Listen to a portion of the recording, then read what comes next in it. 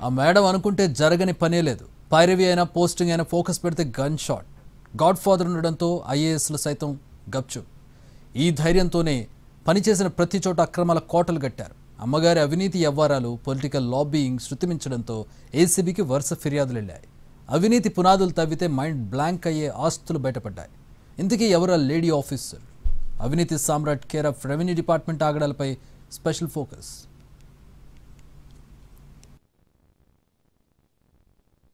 అక్రమ ఆస్తులు కూడబెట్టిన అవినీతి అధికారుల బెండు తీసేందుకు ఏసీబీ దూకుడు పెంచింది.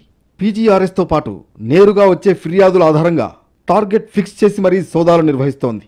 ఆ దిశగా రెవెన్యూ, రిజిస్ట్రేషన్స్, టౌన్ ప్లానింగ్ వంటివి టాప్ లిస్టులో చేరాయి. వీటిలో బరి తెగించారనే ఆరోపణలు ఉన్న ఉద్యోగుల జాబితా రెడీ చేసిన అవినీతి నిరోధక శాఖ పంజా విసురుతోంది. ఆదాయానికి మించి ఆస్తులు కలిగి ఉన్నారనే ఆరోపణలపై AP MIDC general manager సూర్యకళను arrest చేసింది. రైడ్కు వెళుతున్నది బిగ్ ఫిష్ అనే సమాచారంతో రంగంలోకి దిగితే పట్టుబడింది అనకొండ అని గుర్తించి షాక్ అయ్యారు.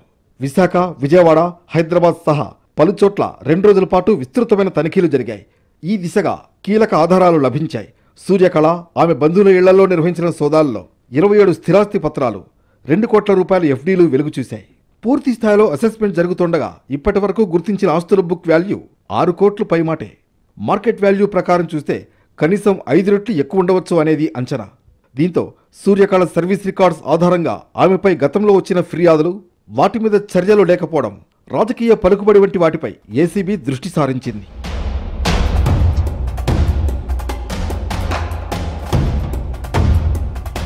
పొలిటికల్ పైరవీలు, కీలకమైన పోస్టింగులు, సర్వీస్ రూల్స్, నిబంధనలను లెక్క చేయని తనం, ఇది సూర్యకళ వ్యవహార శైలి. సింహాచలం ఈవో, విజయనగరం ఆర్డీఓ ఎక్కడ పనిచేసినా నేతలతో అంటకాగారనే ఆరోపణలున్నాయి. అప్పుడు వైసీపీ, ఇప్పుడు టీడీపీ ప్రభుత్వాలు మారినా మేడం పరిచయాలు మహా స్ట్రాంగ్. ఆంధ్రప్రదేశ్ వైద్య మౌలిక వసతుల అభివృద్ధి సంస్థ ఏపీఎంఐడీసీ జనరల్ మేనేజర్ మల్లాది వెంకట సూర్యకళ అవినీతి చరిత్రను తవ్వి తీస్తున్న ఏసీబీకి షాకింగ్ ఫ్యాక్ట్స్ బయటకొస్తున్నాయి. ఉత్తరాంధ్రలో కీలక పోస్టింగులు చేసిన ఆమె భారీగా అక్రమాస్తులు కూడగట్టారని బయటపడింది. దీంతో సూర్యకళ విధులు నిర్వహించిన చోట అధికార దుర్వినియోగం, అవినీతి బాగోతాలపై ఏసీబీ దృష్టి సారించింది. ఈ దిశగా విచారణ జరుగుతుండగా తెరమరుగున పడ్డాయనుకున్న అనేక ఆసక్తికరమైన విషయాలు వెలుగులోకి వస్తున్నాయి. సూర్యకళ 2021 మార్చి నుంచి 1.5 కాలం పాటు సింహాచలం దేవస్థానం ఎగ్జిక్యూటివ్ అధికారిగా విధులు నిర్వర్తించారు.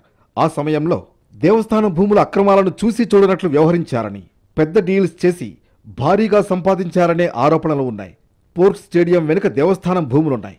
దశాబ్దాల క్రితం ఇక్కడ లేఅవుట్ వేయగా పూర్తి స్థాయిలో క్రమబద్ధీకరణ జరగలేదు. దీంతో ఓ బిల్డర్ తెర వెనుక చక్రం తిప్పారు. ఈ పథకంలో భాగంగా 20 మంది ఒకే చోట భూమిని కేటాయించాలని అభ్యర్థించగా 3000 చదరపు గజాలకు గ్రీన్ సిగ్నల్ లభించింది. ఇక్కడ గజం విలువ సుమారు ₹1,00,000.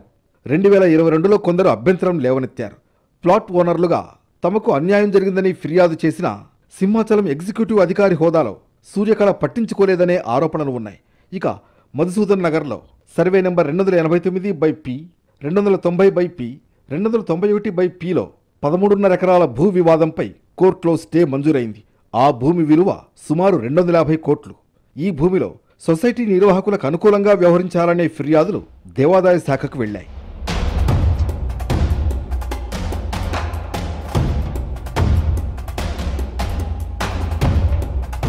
సింహాచలం ఈవో తర్వాత కీలకమైన విజయనగరం ఆర్డీఓగా బదిలీ అయ్యారు సూర్యకళ.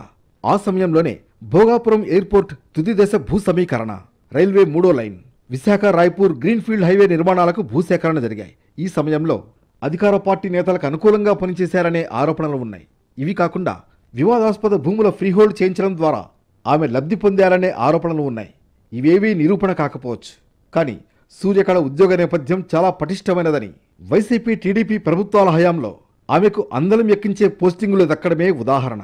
కూటమి ప్రభుత్వం వచ్చిన తర్వాత విజయవాడలో ఏపీఎంఐడీసీ జనరల్ మేనేజర్గా సూర్యకళను నియమించారు. సాధారణంగా ఇలాంటి పోస్టుల్లో ఇంజనీరింగ్, ఫార్మసీకి చెందిన నిపుణులైన అధికారులు ఉంటారు. అటువంటిది రెవెన్యూ నుంచి ఏరికోరి సూర్యకళకు పోస్టింగ్ ఇవ్వడం ఏసీబీని ఆశ్చర్యపరిచింది. అక్రమాస్తుల కేసులో సూర్యకళ పట్టుబడడం రెవెన్యూ వర్గాల్లో కొత్త చర్చకు కారణమైంది. కీలకమైన విశాఖ ఆర్డీఓ పోస్టింగ్ ఖరారైందని ప్రచారం ఉంది. ఈ తరుణంలో ఆమె అనూహ్యంగా ఏసీబీకి చిక్కడం వెనుక వ్యతిరేక వర్గం ఆధారాలతో చేసిన ఫిర్యాదులే కారణమనే గుసగుసలు వినిపిస్తున్నాయి. ఇటీవల విశాఖ కలెక్టరేట్ పరువు రోడ్డెక్కింది.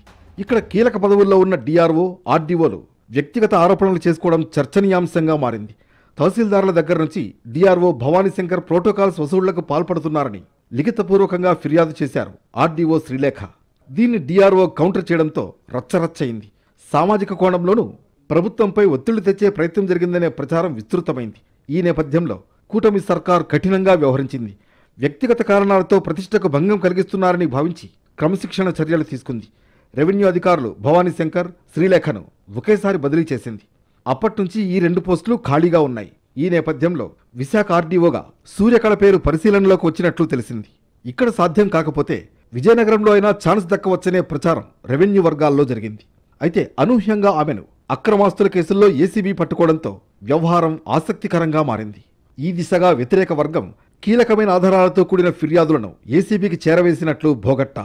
దీంతో రంగంలోకి దిగిన అవినీతి నిరోధక శాఖ అక్రమాస్తుల గుట్టు రట్టు చేసింది.